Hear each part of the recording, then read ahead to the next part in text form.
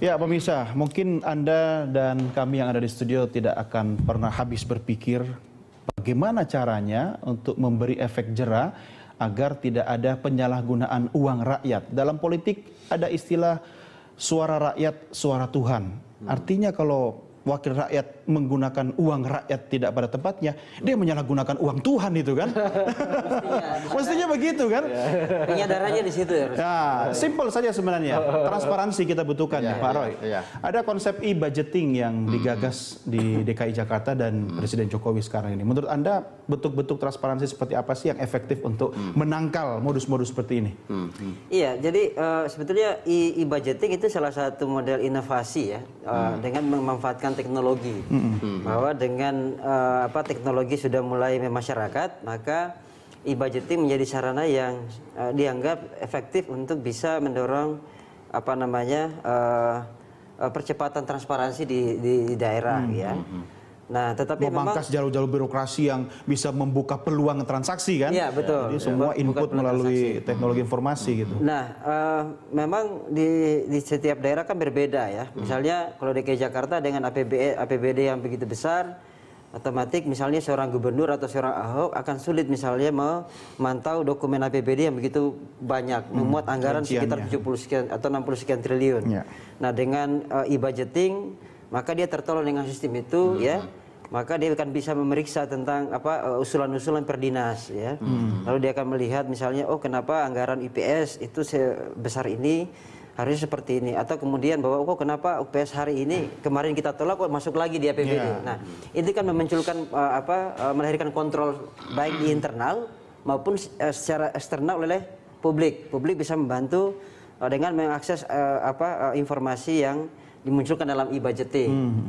Nah, tapi memang model-model seperti itu juga harus diikuti, tidak hanya lewat teknologi informasi, tapi juga bagaimana bisa langsung ke masyarakat. Karena akses itu dibuka untuk masyarakat. Akses dibuka. Artinya masyarakat pun ketika datang ke birokrat untuk bertanya harusnya dikasih jalan dong. Harusnya. Nah, dengan kita bukan dikasih preman kan? Bukan dikasih preman. Artinya bukan berangkat niat minta informasi, pulang tinggal lama. Wah, bahaya. Nah, itu yang sangat Anda nggak takut nih ngomong begini, nanti di depan sana sudah ada yang nungguin. Nah, itu yang dikhawatirkan oleh banyak orang itu kan bahwa jaminan masyarakat untuk bisa keselamatannya itu. Iya, artinya Pak Robert, ketika masyarakat yang berhak tahu dikemanain uang mereka dikelola itu, tapi ternyata tidak mendapatkan akses, walaupun ada regulasi yang menjamin itu. Nah, lama-lama kok mungkin masyarakat berpikir, capek juga ya daripada nanti dampaknya kepada keselamatan. Ini mungkin agak terlalu lebay gitu, tapi kan bisa saja terjadi kasus seperti itu kan? Iya, bisa. Dan begini, e-budgeting itu kan tools. Maksudnya itu alat ya, yang paling penting sesungguhnya adalah komitmen pemimpin, kepala daerah dan DPRD. Tanpa itu ini alat akan selalu bisa diutak-atik maksudnya. Itu satu. Kemudian kedua adalah budaya di birokrasi sendiri, bahwa ketransparansi itu, bahwa APBD itu bukan dokumen yang tabu untuk publik. Itu hak publik untuk tahu. Dan wajib bagi Pemda sebagai badan hukum publik untuk membuat ini jadi pengetahuan banyak orang. Tidak perlu diminta pun dia harus dirilis ya. Karena memang sudah diwajibkan baik di Undang-Undang Keterbukaan Informasi maupun instruksi menteri. Jadi APBD itu ada 12 item yang harus diumumkan kepada publik. Tapi tadi ya Pak Robert, Pak Doni udah cerita bahwa Kementerian Dalam Negeri sudah mengedukasi habis-habisan, segala cara sudah disampaikan kepada aparat birokrasi kita untuk jangan main-main yang namanya soal uang rakyat begini. Tapi kok masih kejadian? Menurut Anda sebenarnya persoalannya di mana sih? Regulasi sudah ada, ya aturan main sudah ada. Jangan-jangan ini bicara karakter atau mental? Ya, saya kira itu regulasi sudah ada. Pengawasan juga cukup kuat, saya kira. Kurang apa lagi pengawasan kan? Tapi memang mungkin satu komitmen, saya selalu melihat pemimpin itu menjadi kata kunci. Kalau pemimpinnya tidak tegas, ya itu kita butuh orang seperti Ahok. Walaupun masalah Jakarta masih bertumpuk-tumpuk, tapi paling tidak ada sinyal bahwa komitmen pemimpin itu kelihatan. Kemudian bahasanya jadi tim sukses Ahok ini, bukan? Oh, bukan. Kedua adalah budaya birokrasi itu sendiri. Mereka sudah lama melihat bahwa APBD itu adalah uang pemerintah. APBD itu uang birokrasi, bukan uang rakyat. Jadi rakyat nggak perlu tahu. Gitu. Tahunya saja adalah ketika Yang penting tahu beres, ada pembangunan ya. infrastruktur begitu ya. Ya, dia nggak perlu bertanya soal transparansi dan sebagainya. Jadi selagi budaya ini belum diubah, maka akan selamanya melihat bahwa uang ini adalah uang yang bisa untuk diapain pun, termasuk dengan cara-cara seperti musim Banyuwangi. Masalahnya merubah budaya itu kan bukan urusan 1-2 hari. Bukan urusan gampang, dan bisa jalan panjang, bergenerasi gitu kan. Iya, makanya tadi sebenarnya ada 3 poinnya kalau saya menangkap tadi. Misalnya satu, harus ada inovasi. Kita masyarakat harus bisa mencari pemimpin yang memiliki inovasi. Nah, kebanyakan kepala daerah kita hari ini itu sangat miskin inovasi, ya.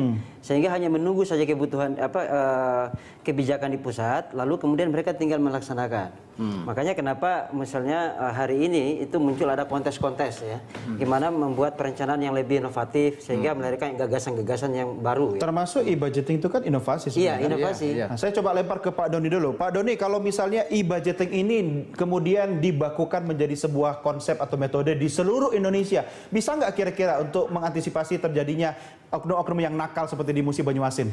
Gini Mas, sebelum saya sampai ke sana, kemarin kita sudah banyak pemikiran tentang e-budgeting. Itu salah satu memang yang sangat inovatif. Tapi begini, kembali kepada konsepsi dasarnya dulu ya. Apa sih anggaran itu? Saya sederhana mengartikan anggaran. Anggaran itu cuma terdiri dari 6 huruf. Jadi dia anggaran itu bermakna amanah. Amanah rakyat kepada Dewan Perwakilan Rakyat Daerah yang dilaksanakan oleh eksekutif untuk keadilan dan kesejahteraan masyarakat. Oh, itu anggaran ya Pak ya? Itu makna anggaran, amanah rakyat. Amanah itu, rakyat. Nah, sekarang dikaitkan dengan, nanti saya melihat dulu dari sisi yang lain nih. Saya melihatnya dari sisi yang lebih luas, lebih makro ya. Apa itu Pak? Dia kita kaitkan dengan efektivitas dan legitimasi. Oke. Nah, mereka kan legitimate gitu, orang yang terpilih. Tetapi benarkah mereka efektif? Atau bisa saja mereka efektif, tapi belum tentu mereka legitimate. Iya. Dari efektivitas dan legitimate itu ada 5 hal yang mendasar. Pertama, masalah akuntabilitas. Kedua, masalah mandatori. Ketiga, masalah keterwakilan. Masalah keempat, keadilan dan kesejahteraan. Nah, yang ketiga yang saya ingin soroti, masalah keterwakilan. Nah, inilah yang kemudian masalah keterwakilan ini kan mereka representasi. Kenapa dulu pernah dimunculkan gagasan kehadiran mereka dalam proses rekrutmen politik sudahlah lebih bermakna sebagai representasi keterwakilan rakyat yang dalam batas tertentu kemudian memang intinya akhirnya harus dibiayai dari negara. Iya. Kalau tidak mereka nanti mencari-cari terus. Makanya kemarin ada wacana seperti yang pernah dilemparkan, bagaimana itu dibiayai dari negara atau dibiayai dari APBD, ya. Akhirnya betul-betul mereka nanti berorientasi kepada public policy, kepada kebijakan anggaran, bukan kepada hak-hak budget. Sementara ini diartikan kebijakan anggaran itu sebagai, jadi mereka seharusnya berhenti kepada budget policy. Tetapi yang ada pada mereka seolah diartikan secara sempit, harafiannya sempit apa? Hanya kepada hak budget. Iya. Jadi persetujuan itu menjadi sebuah harga mahal. Ini kok kesannya Nah, kita jadi mengukur kualitas dan kapasitas SDM ini Pak, birokrat kita. Iya, tapi dari sisi rekrutmen politik, saya akan melihat dari sisi yang lain. Ya, kalau kita tadi regulasi sudah kita dudukkan, asistensi, supervisi, bimbingan, sudah mulut kita ini berbusa-busa, Mas.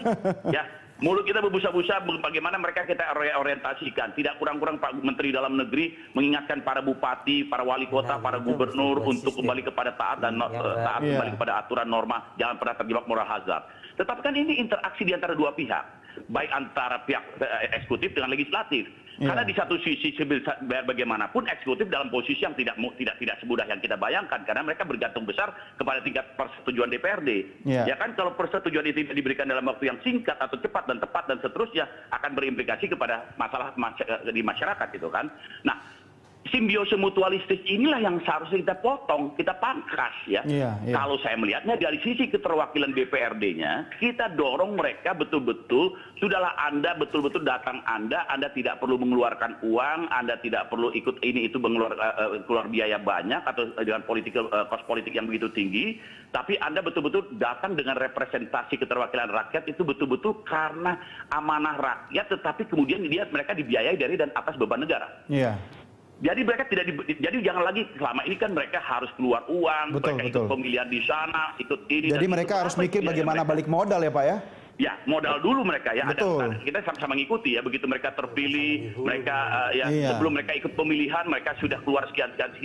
Begitu selesai pemilihan, dan kemudian dengan sejumlah harapan untuk dapat mengembalikan. Itu kan mekanisme sistem pemilihan kita yang akhirnya berimplikasi kepada mau tidak mau mereka berpikir saya hanya 5 tahun. Betul. Apalagi yang mau saya dapatkan. Ini argonya kan cuma 5 tahun ini kan. Jangan sampai sudah mau masuk tahun kelima belum balik modal gitu. Modal mereka. Oke, Makanya baik. kemarin berwacana lah pemikiran, sudahlah daripada mereka kemudian harus keluar ini keluar itu, sudah semua itu dibiayai oleh Ditanggung negara. Oke. Nah, dengan Baik. dasar itu mereka datang dengan badan, dengan pemikiran, Iya. tidak ada lagi pemikiran harus ini, harus itu, mengembalikan ini, mengembalikan Iya. itu, betul-betul bicara keterwakilan. Betul. Dan nanti bukan mereka cuma bicara datang bawa ke depan diri ada dong. keadilan dan kesejahteraan masyarakat dari Betul. APBD. Baik, Kembali baik. kepada tadi yang saya katakan, makna anggaran itu adalah amanah rakyat kepada Dewan Perwakilan Rakyat Daerah. Jadi amanah, betul-betul amanah mereka gitu. Oke, Kalau baik. nanti sistem pemilihan kita kayak begini, ya kita akan ketemu kayak begini terus. Betul, Kemarin betul. di Baik. ada satu kabupaten tertentu di Kalimantan mana itu ya, Kalimantan Tengah kalau tidak salah ya. Hal sama terjadi juga. Kemarin Oke. di Semarang dan hampir di beberapa Ya. daerah ketemu kayak begini-begini terus. Baik, Ya baik. kan? Pak Doni, kita akan lanjutkan perbincangan kita di segmen berikutnya. Pak Roy dan Pak Robert juga, kita akan segera kembali di segmen berikutnya. Pemirsa, tetap bersama